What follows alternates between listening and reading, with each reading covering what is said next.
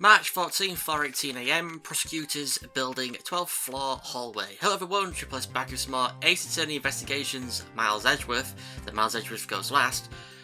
And last time a guy called Jim's been killed in Miles Edgeworth's office, and another guy whose name I've forgotten thinks that Jim, well, he's accusing Jim now of being a thief and trying to take something out of Miles Edgeworth's safe and stealing a file and stuff like that. But he's just doing that to, distance the suspicion away from himself. And Maggie Bird here is also back, and she's a security here, and the master key got stolen, so she was accused, but then, stuff happened. Anyway, let's carry on.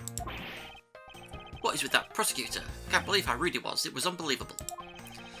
Please maintain your professionalism, detective. I'm gonna find some real solid evidence proving Maggie's innocence. You'll see, sir. But we've been kicked out of the crime scene, sir. True. So then what now? Looks like my life's fallen into yet another gigantic ditch. Do not despair, Miss Bird. We can overcome this as well. There are many other places and things we should be looking into anyway. Eh? Really, sir? For example, this hallway. The linchpin of his argument against Miss Bird is related to the master key. In that case, this hallway is the perfect place to look for more information regarding the mystery surrounding my door. Begin investigation. Prosecutors building, 12th floor hallway.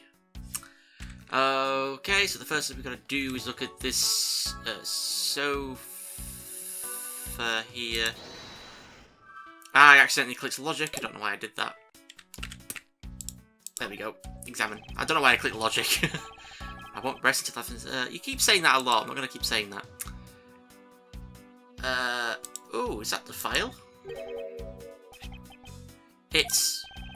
isn't this that missing 0 series file, sir? No doubt about it. The bloody letters mark it clear as day. There seem to be a few pages missing. Our thief took only what was necessary and left the rest behind. So what are these 0 files about, sir? I guess they've got something worth stealing in them, huh? Not particularly, it's just a collection of court case files. However, the cases within these files are not mine. Eh? They belong to the High Prosecutor that used to occupy my current office. I have my reasons, but let's just say I was charged with keeping them as they were. Then that means the thief must have also wanted the file for a specific reason, right? It would seem so. Only the pages related to that case from 10 years ago are missing. I wonder why anyone would care so about such an old case. I do believe we're done looking at this sofa now. So we go over here and we talk to Maggie. I was wondering if I may speak with you for a bit concerning this case. I've always been a big fan of the courtroom, but this is like a dream where I'm being cross-examined by the Miles Edgeworth. I can't let this chance pass me by. I must remember to ask her about the master key. I should jog her memory by showing my notes to her through the present button. Okay, the victim. Have you ever met the victim before? Well, I've seen him a couple of times before when I had to go to Mr. Portsman's office. Mr. Fake was always playing basketball with Mr. Portsman, sir. That sounds like fun. Just once I'd have loved to play with him. It sounds fun, but the only person ever taking a shot was Mr. Portsman.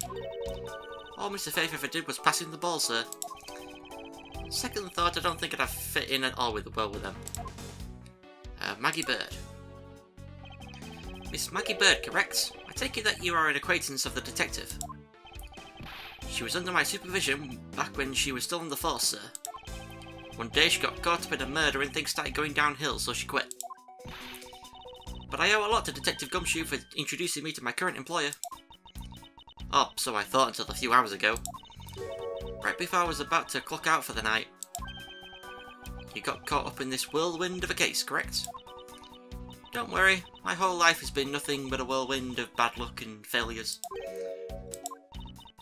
Since I was 6 months old when I fell from the 9th floor of my apartment building. Wow. I've been hit by all sorts of vehicles, gotten sick from all sorts of foods. Failed at almost every test I've taken, experienced almost every kind of disaster. And now I even managed to be named a criminal, just when I've become a security guard. That's a lot to go through in one lifetime. I know! just when I thought I had finally found my happiness. I wind up getting you and Detective Gumshoe involved in my bad luck. You don't need to worry about me, Miss Bird. Nor do you need to worry about yourself. I will solve this case and prove your innocence. All they ask in return is for your cooperation. Yes, sir, Mr. Edgeworth. You can count on me. I'll do all I can to help. We present the master key to her. So when did you discover that the master key was missing? By the time I realised it, I think it was around 1 AM, sir. And I noticed it was back at around 2:30 AM. It was just sitting there on the ledge where the security room's reception window is. And I'm sure that between those 2 times it was not just gone but stolen, sir. Master key was stolen, this key went missing from approximately 1 AM until 2:30 AM. Why is such an important key stored in such an insecure place? Ah, it's not like that, sir. We always keep the key further inside the room, away from the window. Always, you say? Except for this time, correct? Well, I admit that I was a bit careless, but I had my reasons. I left it out because I was sort of using it at the time. It was after I'd used it that I left it sitting out on the ledge. She used the master key? Back and use the master key? What did you mean by you use the master key? How many times do I have to say that? Oh, I had to use it to open the door for this prosecutor who had forgotten his key.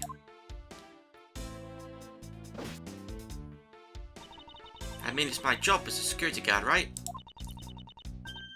Ah! What is it? That's right, I just remembered. The prosecutor who forgot his key. It was Mr. Portsman, sir. What? Please tell me more, Miss Bird, quickly! Forgetful Mr. Portsman. It was around 12 AM. Mr. Portsman had forgotten his office key, so he came down to security, sir. That's when you loan the master key to him? No way! It's against regulations to loan the master key out to anyone. I walked with Mr. Portsman to his office and opened the door for him personally, sir. I see.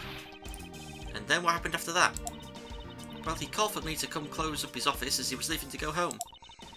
That was around 1:30 AM, I think. So in summary, for the sake of one forgetful prosecutor, you used the master key twice tonight. Use the master key. This key was used to unlock and lock Portsman's office at 12 AM and 1:30 AM. Talk about suspicious. I doubt you can say that you've never left your keys at home, Detective. I think this calls for a thorough examination of Mr. Portsman's door. Well, first off though, we're going to combine some logic here. The master key was stolen with use the master key. Should be correct, if the guide isn't lying. Miss Bird, I'm afraid there's a flaw in your story. What? No way, pal. I mean, sir. You said that you locked up Mr. Portsman's office at around 1:30 AM, correct? However, the master key had already been stolen at that time. Wow, nothing gets by you, Mr. Edgeworth. You saw that contradiction like a pro. I'd totally forgotten all about that, but thanks to you I remember it now. You're right, it was around that very time that I realised the master key was missing. And? Well, I'm a security guard, sir. I couldn't just admit to losing the master key, could I? So I pretended to lock up his room, sir. You pretended? Yeah, I used my house key and made it look like I was locking up, sir. So in actuality, you never did relock the door then. Well, I thought that maybe I could go lock it after I found the key. To think of it, I guess the door still hasn't been locked properly. Ooh. Mr. Portsman's office data jotted down in my organiser. Okay, so... it's... this door we need to examine. Oh my god, who's... Okay, sidetrack. I want to talk to Payne. Looks like you're in quite the pinch, Mr. Edgeworth. To be sure, a murder within the walls of the prosecutor's office is no trifling matter. We must find, apprehend, and punish the killer accordingly post-haste. Sounds like a messy case you've got on your hands. If you ever feel lost or need some advice, my door is always open. How gracious, I will keep your offer in mind. Who is this guy again? Oh, Payne. Oh, Payne. Okay, this door. Yes, I'm not reading that every time. And we look at the doorknob. The door is locked tight. Haha, but the old credit card trick wouldn't work here, huh, Mr. Edgeworth? The This is the office of a high prosecutor, detective. These doors would be pretty ineffective if the average cat burglar could get through them. Aha! So I guess only a great cat burglar could get in. That must be who our culprit is. Might I advise you to return that conclusion to whatever pawn shop you bought it from? So we look at that, and I think we deduce the doorknob. Is this spot somehow connected to any sort of the information I hold? This should be right. Is it the same? Yeah, it is the same. There's a contradiction here between reality and the evidence. If what Miss Bird has said is true, then why is this door locked tight? Huh? You know, you're right. Miss Bird, are you sure you didn't relock this door? I'm certain of it, sir.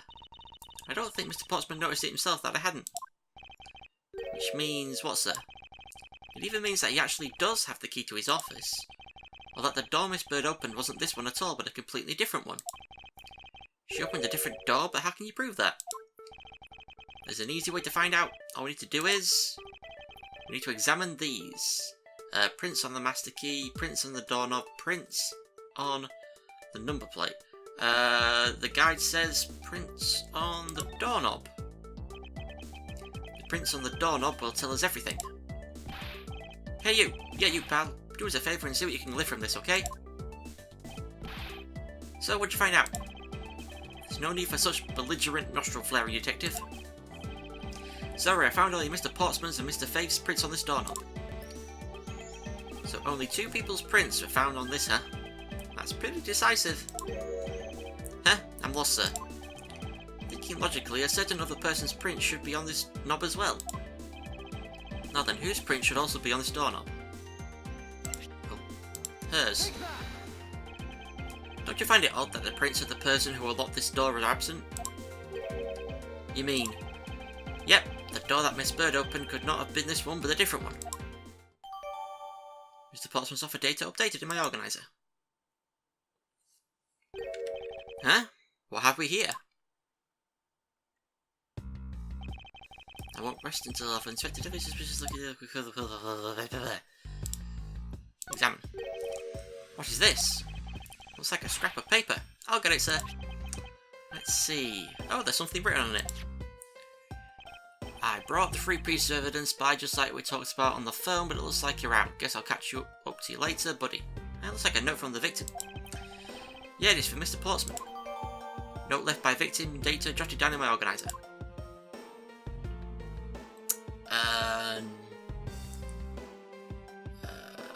Oh, we gotta go up. I think. Wait. Am I doing this wrong?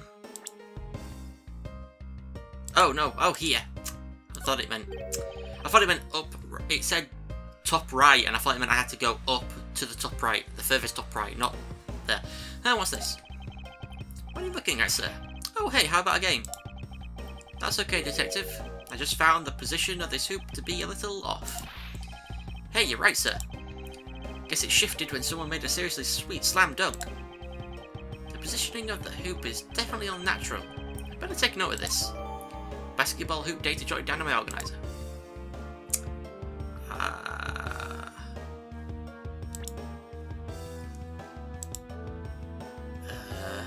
guess we leave here now. We go over to Edgeworth store and examine.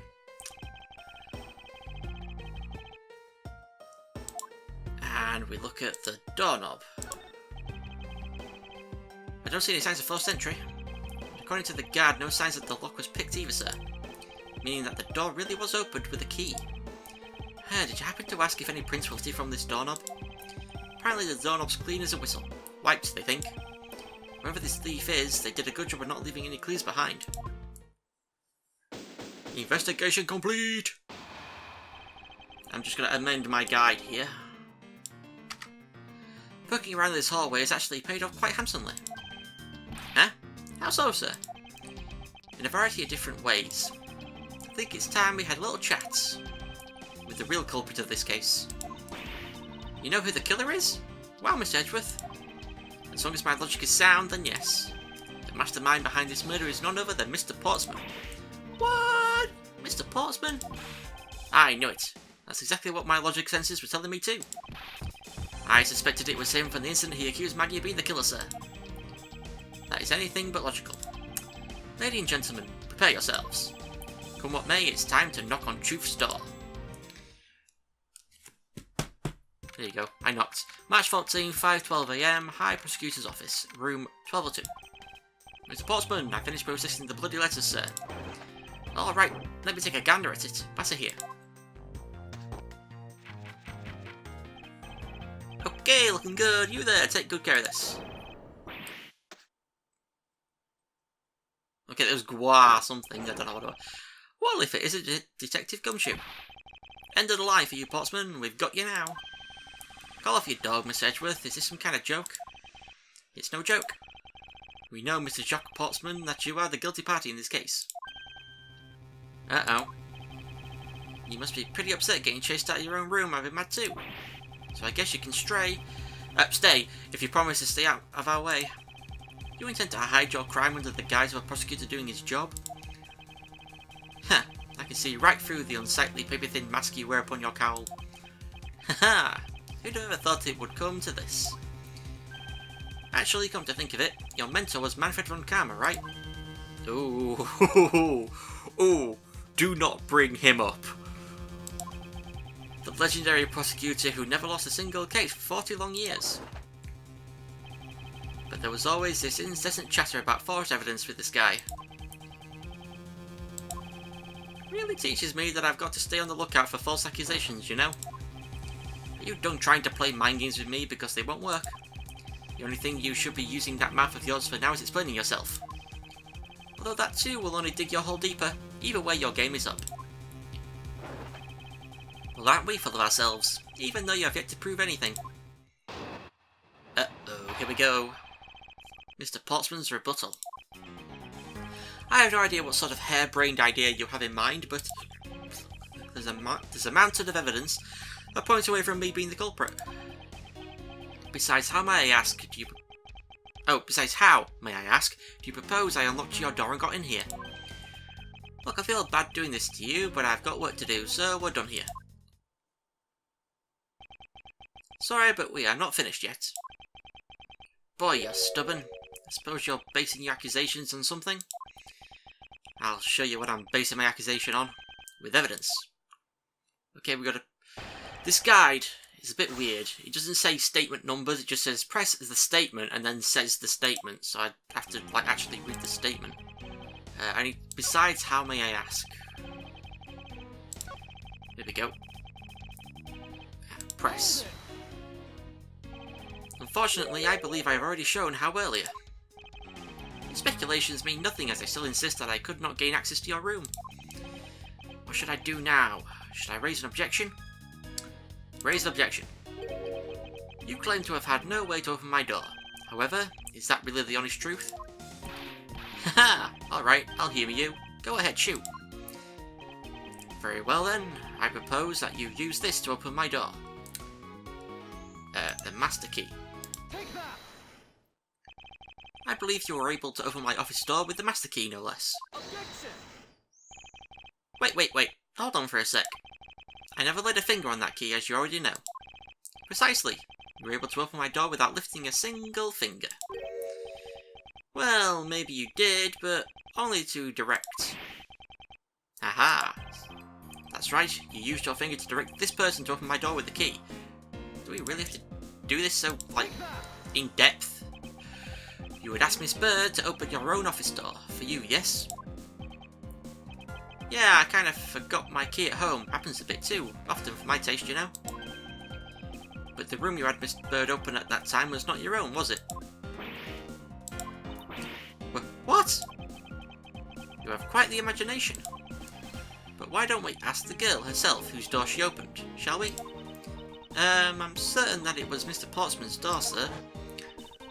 I checked the number plate to make sure I was opening the right door, sir. See, Miss Bird backs up my story. Yet what if you had misled her to fool her into thinking what you wanted? Ha! And how do you suppose I did that? By switching the number plates on our doors, for example. That's right, they do slide out pretty easily. Furthermore, you then use one other thing to give a very strong impression. the door she was opening was yours and not in fact mine. What was it that Mr. Portsmouth used to make Miss Bird think that it was his room? Where is it? The basketball hoop. What? The basketball hoop, sir? It's quite the peculiar fixture in any hallway, let alone a hallway in this building. Which is why it left an unusually strong impression on you. It's an object perfectly suited to sit just outside the office of a peculiar prosecutor. Gwah! That's very true, sir, because there was a basketball hoop sitting there. I thought the door I was opening had to be Mr. Portsmouth's. There are signs that the hoop has been moved. To sit it in front of my office, to be sure. I see. So that's how you throw suspicion on people. Thanks for the tip. But I think your conjecture is a little off the racetrack. Uh-oh, here comes another one. Conjecture's rebuttal. Now you're just spouting nonsense. I had the girl up on my office door. After that, I was in my room the entire time. You don't have a single reason to suspect me. Actually, we kinda do. So he intends to claim his innocence to the end, does he? I'm as pure and innocent as my jacket. Miss Bird is as dirty and guilty as the jacket she wears. My jacket's not dirty, I'll have you know. I just washed it yesterday. Please calm down, for I intend to show who is the one truly covered in slime here. So at the statement after that, I was in my room the entire time, we need to present something. After that, I was in my room the entire time, we present the note left by the victim.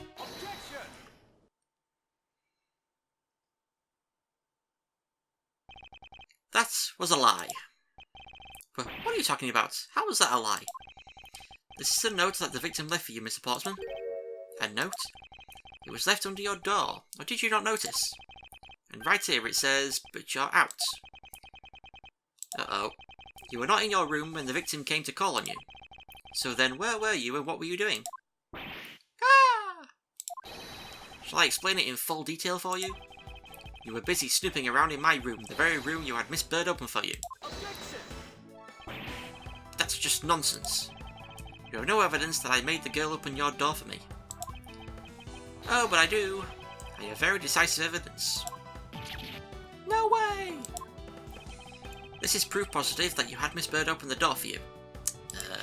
Mr. Portsmouth's office. I had your door dusted for prints. My door? Ha! What for? Come on, I bet you didn't find anything. You sure are good at wasting time. You're right, I didn't find anything. And definitely not Miss Bird's fingerprints. Her prints? What do they have to do with anything? Let's put it this way, if she really was the one who opened your door, then her prints should naturally be on the doorknob she touched. Ah! Further, all the prints on my office door's knob have been wiped clean off. I can only assume it's because Miss Bird's fingerprints were on it. Don't you think it's time you gave up your charade? You know you stole into my office with the intent of stealing something from me. Detective Faye found you out. Possibly because he heard sounds coming from a room whose occupant was on leave. Mr. Portsmouth, you killed Mr. Faye to silence it. And I had the misfortune to return when I did, you had to threaten me as you escaped. As I said when you had the gun to my back, no one gets away with committing murder in my office.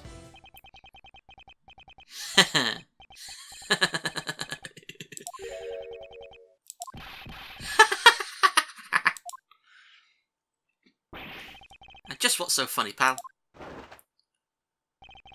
Well, that look of stiff seriousness on the face of this office's finest prosecutor, as he makes a huge mistake in accusing me is simply too much to bear. There's just nothing else like it in the world. What? Mr. Edgeworth has explained it all and even backed it up. You're the murderer. Stop trying to be slippery or just admit to the crime already. And as I said earlier, it's also circumstantial. So for the conjecture. You say you checked my doorknob for prints? Well, I can readily confess that I wiped that knob down well. Eh? I'm a little obsessive-compulsive, you see. I didn't want to touch a doorknob that you had touched. Which is why I wiped the knob down as soon as I could after you opened the door. After that, it makes perfect sense that only Jim's and my own prints will be on there. You made that up just now, didn't you? Furthermore, as for the note Jim left for me, do you know exactly when that was? For all we know, he could have left it there before I arrived at the office. Like early evening, for example. Are you saying you failed to notice a note in your doorway? Hey, if a geniuses fail at times. I was probably too preoccupied by work-related matters, although that's no excuse. Now that's just a flat-out lie. There's no way you didn't notice a note that size. Ah, but you can't prove that, can you? They really need security cameras in these office hallways. Say something, Miss Edgeworth. Back me up here, sir. Ah, Pottsman makes a good point. I can't prove that he simply didn't overlook it. Besides, I have an airtight alibi. Airtight, you say? I only realised that I had one just now as we were talking. Guess it would have been better for all of us if I had told you sooner. Oh, here we go again. Portsman's alibi. If memory serves, you came back to this office at around 2 AM, correct? And it was then that you had that unfortunate confrontation at gunpoint with the culprit. But exactly at that time, I was down in criminal affairs. Ask around, I'm sure the other detectives will corroborate my story. It's the perfect alibi. Do you really think it's that perfect? Like I said, I don't care. Ask around all you like. You'll see for yourself. Detective Gumshoe. Sir, yes sir, I'll go check out his alibi, sir. Be right back, sir. Mr. Edgeworth, sir, I think we're in trouble. It's just like Mr. Pottsman said. The guys down in criminal affairs said they saw him at around 2 AM. You see? All the evidence points to him being the culprit. So there must be a contradictory point in his alibi somewhere. We press everything now. Memory serves, you came back to this office at around 2 AM, correct, press? You are correct, it was around 2 AM. Are you sure? It's really important to me that you're spot on with the time. I remember checking my watch then. Make no mistake, it was 2. Ooh, give it testimony like a pro. Okay, so you came back to your office at 2. And it was then that you had that unfortunate confrontation at gunpoint with the culprit, press. It is as you say, however. Yes, however, you are the only one who claims to have bumped into the culprit. So tell me, did you see that person's face? Was it me who you saw? It was pitch black, so I couldn't actually see. Oh, come now, I'm sure you saw something. Try a little harder, why don't you? I'm beginning to feel like I'm the one being interrogated here. Oh well, it doesn't matter if you remember or not. It only matters that you ran into the culprit. But exactly that time I was down in criminal affairs, press. So you pay the criminal affairs department a visit? Yep, right after I left the prosecutor's building, I headed straight for the precinct. Ask around, I'm sure the other detectives will corroborate my story. It's the perfect alibi, press. Well, we did go and ask around to confirm your testimony. And it was just as I said, right? Yes, sir. A number of detectives said that they saw you around that time. See, I have the perfect alibi. That's the ace I had at my sleeve. Ah! Impossible! He actually does have the perfect alibi! What's wrong? Why the sudden sullen look on your face? Can't you say anything back, Miss Edgeworth? Heh, I think we've reached the end of the line and it's time to go off this crazy train. You there! Sir, please escort the young lady out, but remember, be gentle. Maggie! Detective Gumshoe!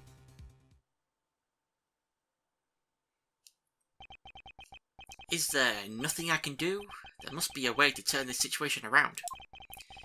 If I only had a clue that I missed something that could help me cast doubt on his alibi, the intruder I met could not have been Portsman, then who could it have been? I need to calmly think this through one more time, and with logic. Logic time! Okay, so we connect Mr. Portsman's alibi with another handgun.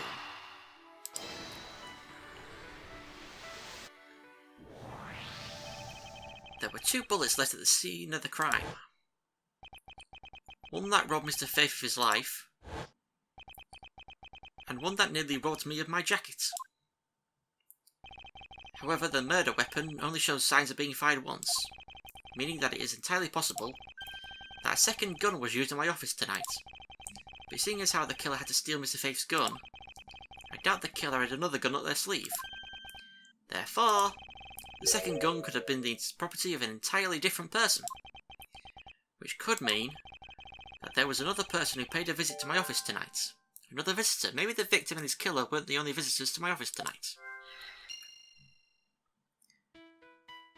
And now a file's in disarray, and another visitor connects. Supposing there was yet another visitor tonight, that would also resolve the issue of my shells were upended twice. We know that the shells were disturbed once before and once after the murder, so it shouldn't be much of a stretch to think that it was the work of two different people.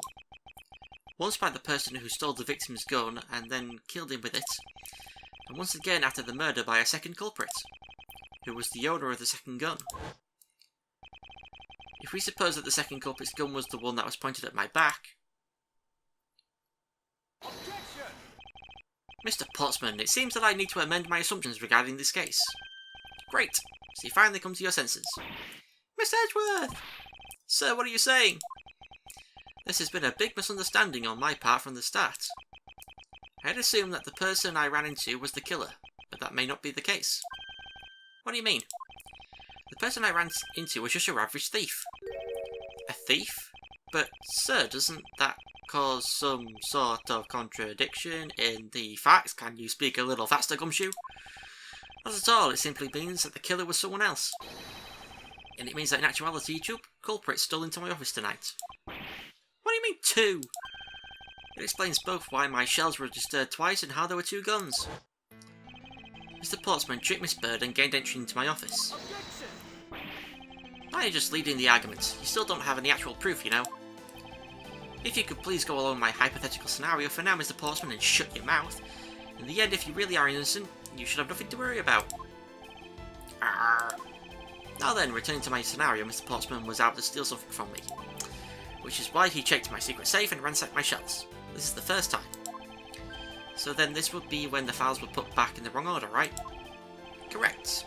And then just when he was about to look somewhere else, who should walk in but his own partner, Mr. Faith? But why did Mr. Faith come into your room, sir?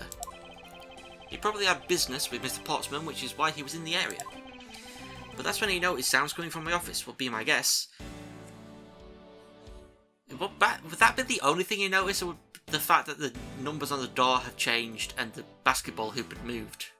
I'd noticed that. Oh, because she was supposed to be away, right? And he must have thought it was odd, so he came into the office to check it out. Correct. And as a detective, that was the right thing to do. But when he came in, he found his own partner standing there. Because it was Mr. Portsman, Mr. Faith probably let his guard down. Mr. Portsman was not so merciful as to let him leave alive. He waited for a chance and stole Mr. Faith's gun from him. And then... he killed him. He silenced Mr. Faith for catching him in the act of stealing.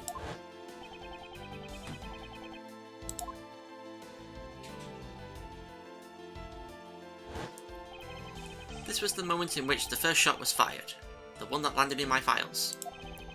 Following that, Mr. Portsman wiped the gun down and left it behind as he made his exit. He could afford to do that because he had also left a fake die message behind. He's such a complicated troublemaker, you know that?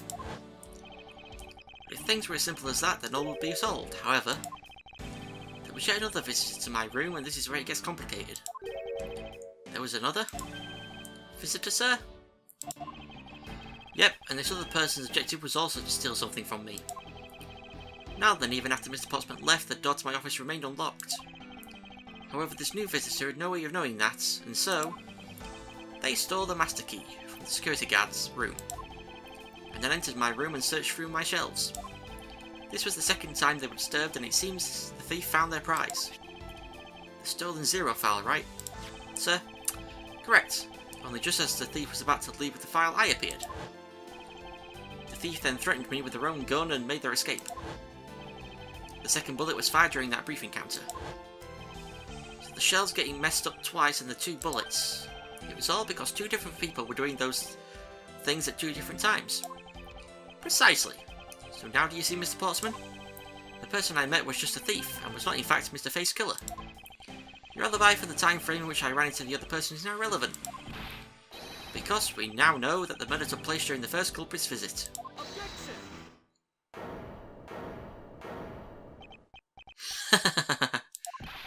What's so funny, pal? Absolutely splendid. Your scenario explains everything. Of course it does. It's Miss Edgeworth after all. But you know, it still doesn't change the fact that it's all circumstantial. Supposing if, and that's a big if, your theory is right, it would indeed render my alibi, which has withstood scrutiny, mind you, irrelevant.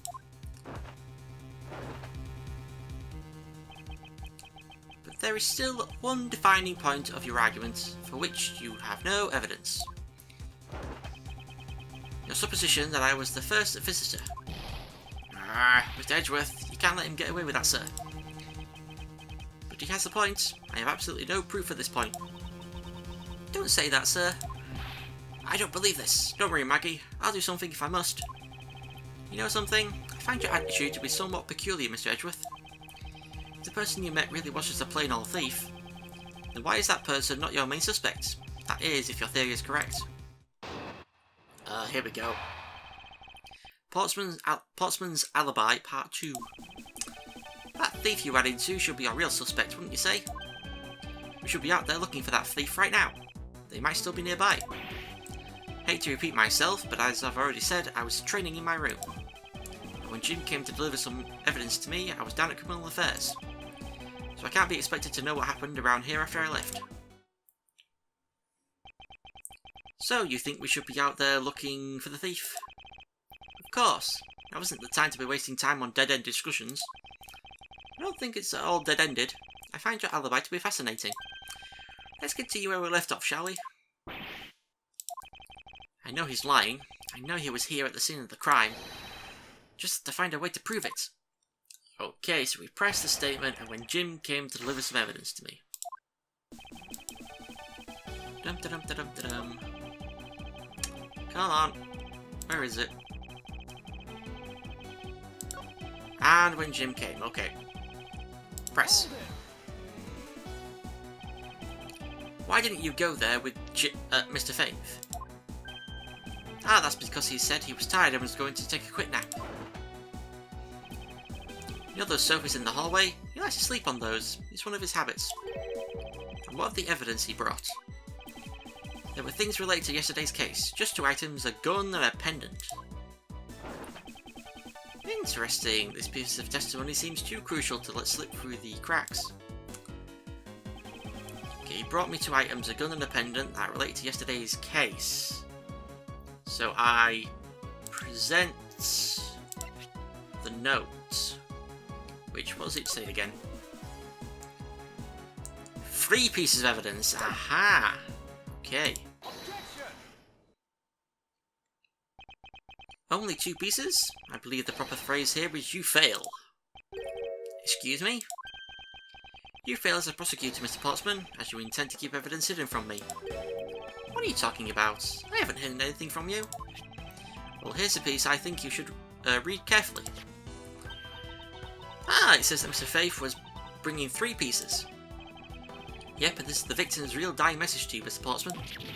I can't believe to get tripped up by my simple arithmetic. Where is the missing piece of evidence? It's... You have it, don't you? Only the guilty would make such a face. Is that a gumshoe? You'd have to say it, sir. I'll pat the guy down from head to toe. Don't come any closer, I'm warning you. This is all part of the investigation, pal, so don't even think about stopping me. No! Hey, what's this? You have this on him, sir. Despite what you said, it would appear that you do have something to hide. But why would he hide something like that? There's only one reason why anyone would hide evidence of this caliber. Because it would unequivocally point to that person himself as the real killer.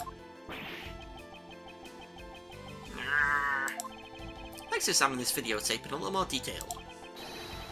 For the section of the tape that will drive the last nail into this coffin. Okay, let's zoom in and we turn it around. Dun dun dun. Ah, that's blood, isn't it? Yep, and I believe this is what the A good prosecutor was trying to hide from us. This blood is still fresh. You mean this might be Detective Face blood? No! No, you've got it all wrong. Huh. No amount of denial can save you. We have but to run a blood test to find the truth. Nah. You told us that you had received evidence from the victim earlier. Now you will tell us when and how did the victim's blood find its way onto this video. Yeah, it's totally suspicious. Was it at the moment of his death? Did Detective Faith have this videotape on his personage when you killed him? You know very well there's no way to prove that. But even if we were to examine this tape for fingerprints? Ah! If I had to take a guess, I'd say that the only ones on here would belong to the murderers. Murderous you and Mr. Faith. No! Impossible! I'm...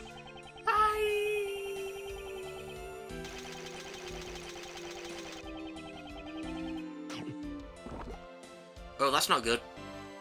Nah. What a way to faint. March 14, 5:47 AM. High Prosecutor's Offices, Room 1202. Mr. Pottsman has been placed under arrest for the murder of Detective Buddy Faith, sir. Very good. And the results we got back from the lab techs on the tape turned out to be real solid, sir. The blood work came back and it was definitely Mr. Faith's blood on there. And as a bonus, they were also able to lift a few of Mr. Faith's fingerprints as well. Thank you so very much, Mr. Edgeworth. I still can't believe I got to see your cool deduction skills outside the courtroom. I'm impressed beyond words, sir. It was nothing. I'm just sorry you got caught up in a murder in my office. Please accept my apologies. Ah, it was nothing, really, compared to what I've been through, I mean.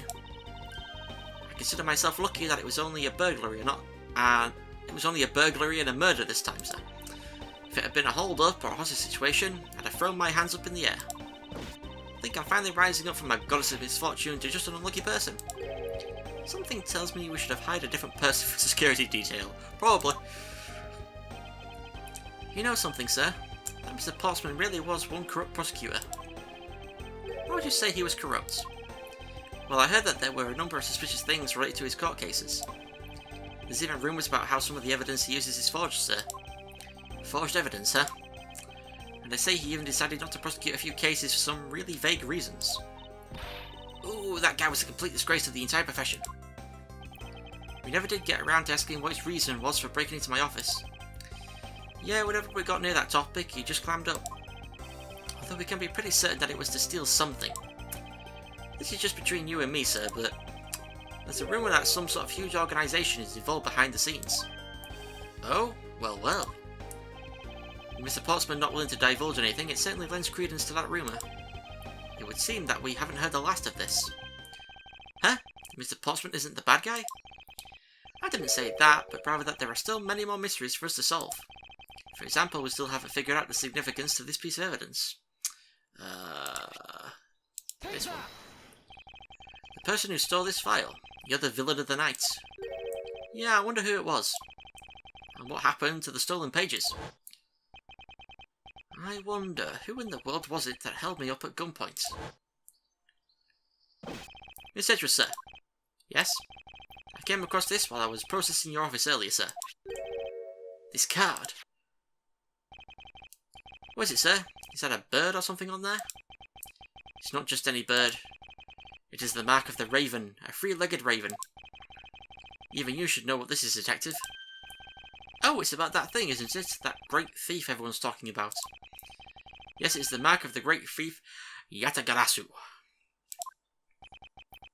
Under the mark of a legendary bird, the Yatagarasu is noble to the end, a modern Robin Hood.